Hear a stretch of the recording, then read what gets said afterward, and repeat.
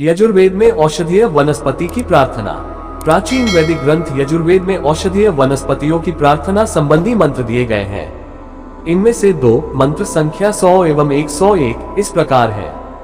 दीर्घायुस्त औषधे खनिता यस्मै च त्वाखनाम्यहम् अथो त्वं दीर्घायुर्भूत्वा शतवल्शा विरोहतात्। शुक्ल यजुर्वेद संहिता अध्याय 12 मंत्र 100।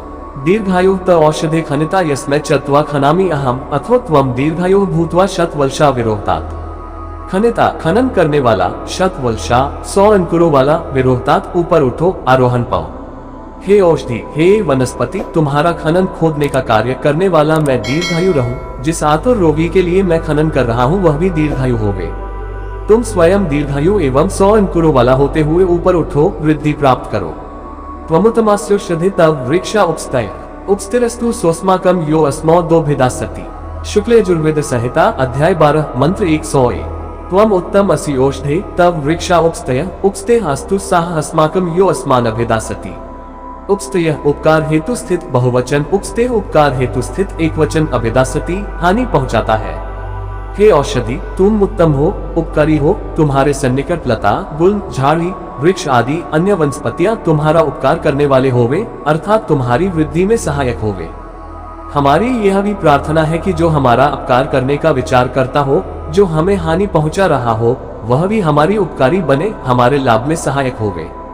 इन मंत्रों के निहितार्थ से ऐसा प्रतीत होता है कि वैदिक ऋषिवृंद वनस्पतियों के औषधीय गुणों से परिचित थे और वे मन में प्रार्थना तथा कृतज्ञता का भाव लिए हुए ही वनस्पतियों को प्रयोग में लेते थे।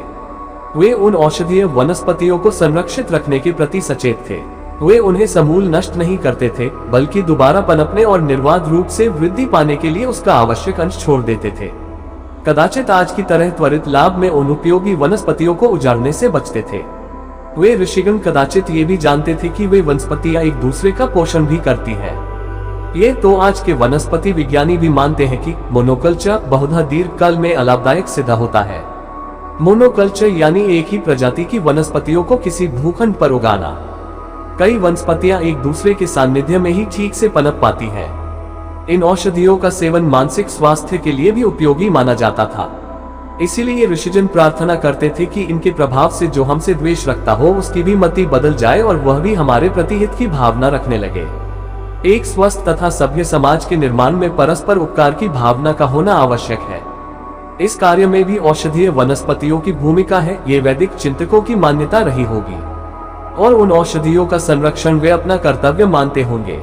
इसी प्रकार के विचार इन मंत्रों में प्रतिबिंबित होते हैं।